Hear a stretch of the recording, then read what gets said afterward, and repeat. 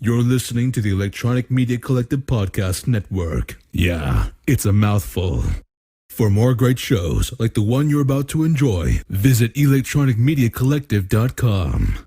And now, our feature presentation.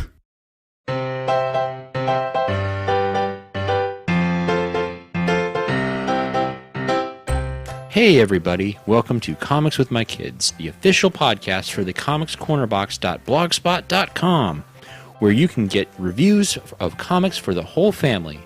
I'm your host, Matt D, and with me today is... Logan D. Today's episode, we're reviewing The Adventures of King Arthur by Usborne Graphic Legends, written by Russell Punter. The art was by Andrea da Rold.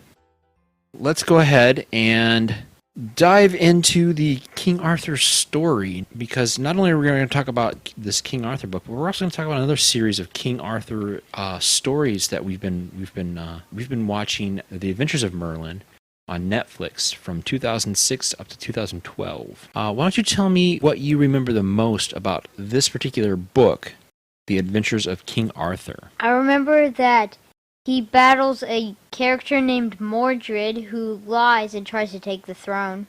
Okay. And at one point, he falls in love with this one girl named Guinevere, and he has this one Lancelot who's also in love with her. And she's in love with both of them. Oh my goodness, that sounds like some serious trouble developing with a love triangle. Yes, and then Lancelot and Guinevere were caught when they were loving each other by Mordred. Guinevere was gonna get burned, but then Lancelot saved her, and they ran away to their castle that they built. King Arthur fought them, and Arthur battled Lancelot? yes, because he wanted to get Guinevere back. Oh, okay. So he went off to go travel to Lancelot's palace. Now that you kind of like remember some of the things about the book, why don't we go ahead and talk a little bit about the opening of the book? Like, what's the first page there? Don't we have like a really cool map or something? I've always liked books that have maps in them, because you had mentioned Lancelot's castle, and I believe that map shows us where exactly that is at. All right, so according to the map, Logan, where is Lancelot's castle?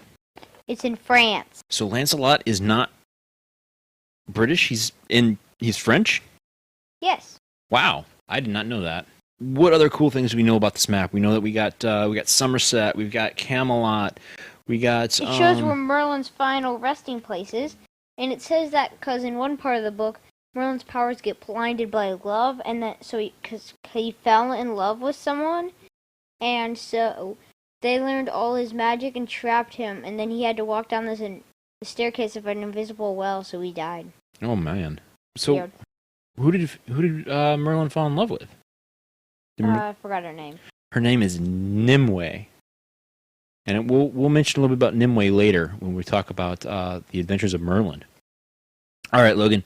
So we now established that this whole story is taking place in Somerset and Cornwall and France and the south portion Europe. of England. Well, yeah, France is in Europe. England's in Europe. The whole thing takes place Britain's in over... Europe. Yes. The whole thing's in Europe. Yes. That would just be the easier way of saying it.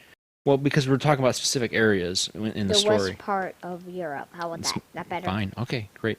When the book opens up, we talk about the beginning of the story. And the beginning of our story takes place in England, and we're seeing who exactly? I believe it was Merlin? Yes, Merlin. Okay, tell me a little bit about what's Merlin doing, where's he going, what's going on. Bring us up to speed. Why? And so Merlin was going to Camelot to warn Uther that he's going to be attacked, and died, and his foes... Died? Died. How about killed? Killed, that's better, yeah, that's better. And his foes will fight over the throne, and the baby Arthur would be too weak to fight, so he took the baby. Okay, and where did he take baby Arthur? He took baby Arthur to this man in a village. Okay, well, isn't this man somebody important? Isn't he also a knight? Because isn't his name like Sir Kay or something like that, or Ector. Sir Ector, yes. So Sir Ector raises baby Arthur as his own son. What nickname did Arthur have growing up?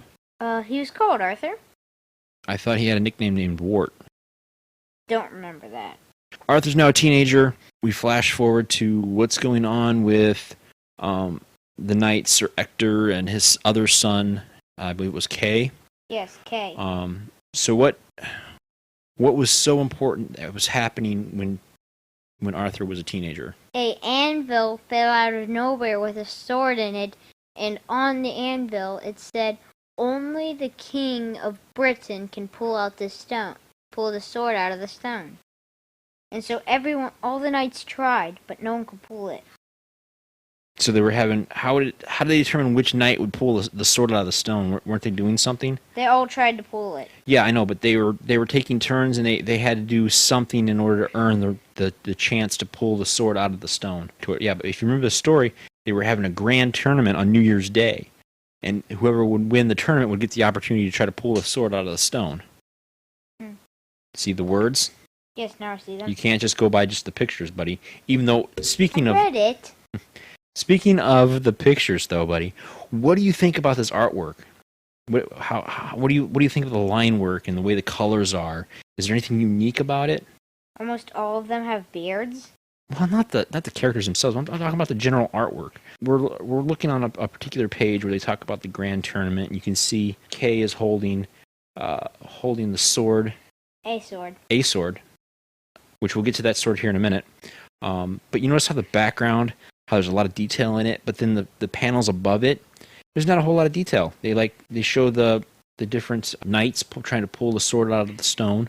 And the reason they do that is because they want you to focus on the stone and not the background. Right. So it's kind of a shorthand to convey the story without having to spend a whole lot of time on detail and stuff. So that's what I'm talking about. Is what do you think of the detail? What do you think of the way that the art is drawn? I mean, does it kind of like stand out to you? Does it tell the story easier? Do you like the way it's drawn? That's what I want to know from you. That's what I want you to kind of talk a little bit about. I like that the artist made faces expressions for it. Oh, good. Yeah, so they're very expressive faces then? Yes. Okay. What about the color? Is it very vibrant? Does it seem like that it could be brighter? It's too dark. It could be darker. What do you think of the actual color of it all? I like the color. A lot of them are wearing gold, and gold's a cool color. Kind of give me a little more than just I like it. Anything? No. Okay. Let's cut back into the story here. So they're at the tournament. What's Kay going on? forgets his sword. Oh, Kay forgets his sword. Okay, so then what happens after Kay forgets his sword? Arthur says he'll run back and get it for his brother. So he went to the inn and he saw that the place was locked.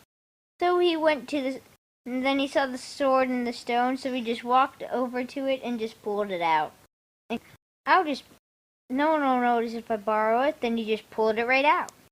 And when he brought it to his brother realized it wasn't his sword because it was different looking by the end.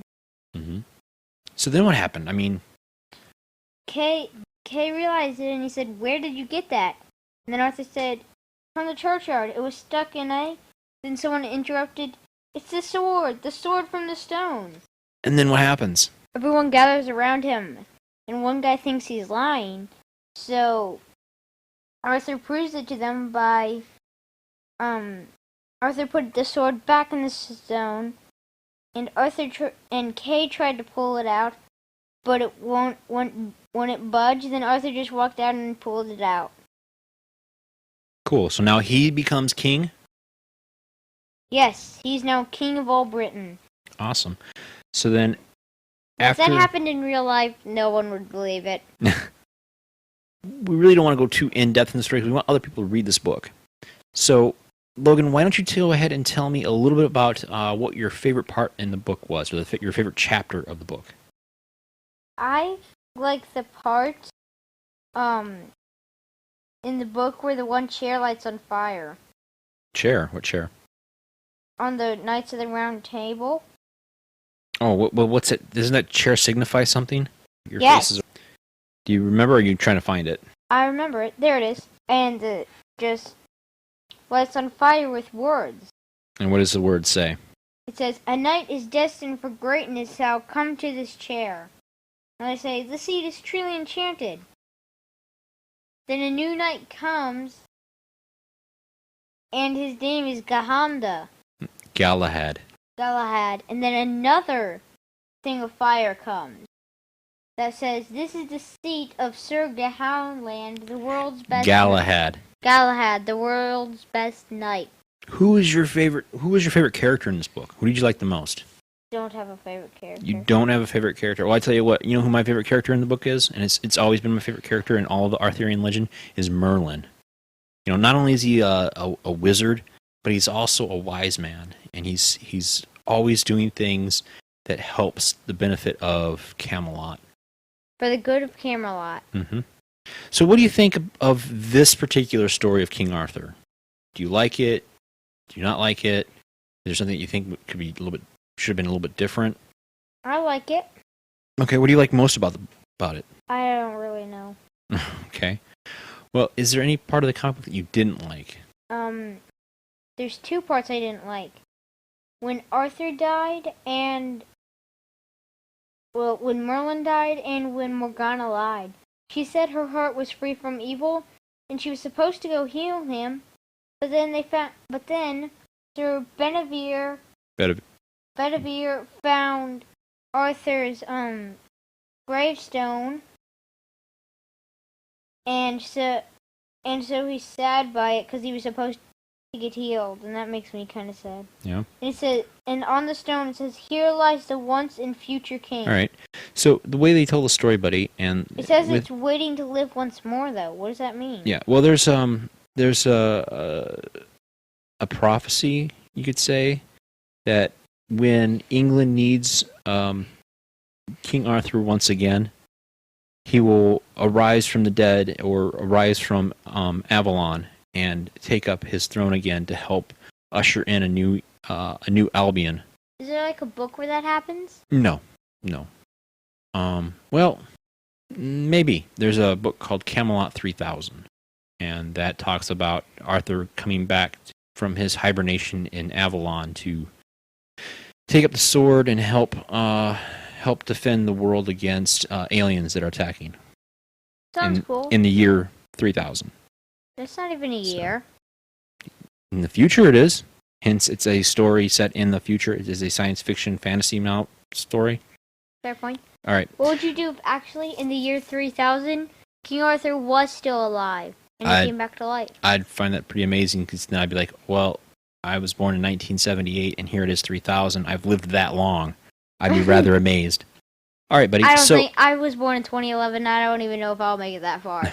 So I'm saying we probably will see it from heaven. One last thing I noticed about the book, buddy, and it's just kind of like my little pet peeve thing, is the dialogue balloons. The dialogue balloons. You know, when someone speaks, they have the balloons that shows all the words and everything that you read.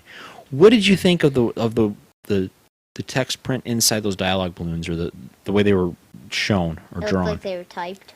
Well, yeah, they always look like that.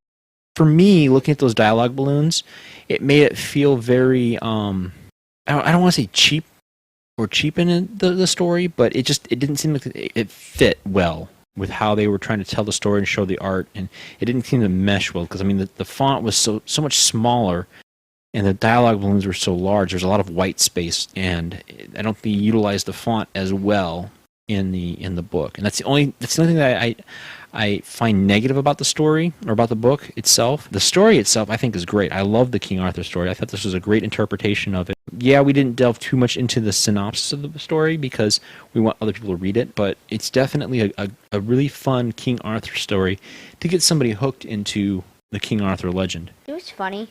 What's that? In the word balloons, it has like a bold word and then some like non-bold words and another bold word. Why do they do that? That's shouting or really pushing the announcement of that word. He shouts K, so it's that, and then it says the tournament is about to, and then begin is bold. Why is that? Because they really want to emphasize that it's about to begin. They put a lot of emphasis on that word. Well, why didn't they use it in the whole sentence? Because then the whole sentence would be bold, and they just want that one word to kind of stand out, to realize that, hey, this is about to begin. You know, say it with enthusiasm. So now, after you read this book, kind of introduced you into the King Arthur story, and now we're starting to watch, or we're watching We're deep in the Adventures of Merlin on Netflix. We're about to watch a two-parter called Sword in the Stone. Right. After reading this book, buddy, and now watching the TV series, what's the differences? What do you like about one versus the other?